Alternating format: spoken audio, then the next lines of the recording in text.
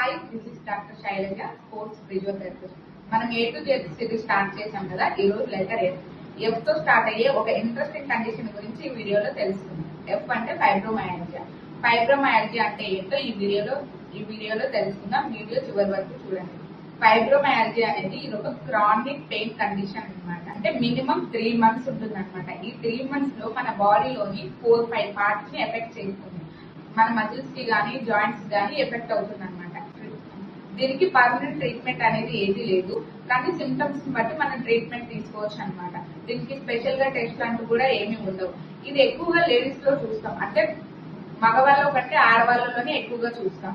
30 నుంచి 50 ఏళ్ల వయసు వాళ్ళలో ఎక్కువగా చూస్తాం. దీని లక్షణాలు ఎలా ఉంటాయంటే వైడర్ స్ప్రెడ్ పెయిన్ ఉంటుంది, ఫెటిగ్ చూస్తాం, అంటే ఊరికి అలసిపోవడం కానీ మజిల్ క్రాంప్స్ కానీ ఎక్కువగా ఉంటాయన్నమాట.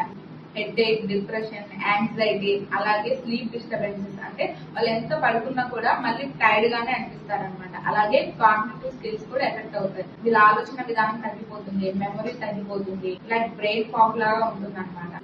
ఇది రావడానికి కాజ్ ఏంటంటే స్పెషల్ గా కాజ్ అంటూ ఏం లేదు, మన బ్రెయిన్ లోని పెయిన్ సిస్టమ్ లో ప్రాబ్లం ఉండడం వల్ల ఈ ఫైబ్రోమైల్జియా అనేది చూస్తాం.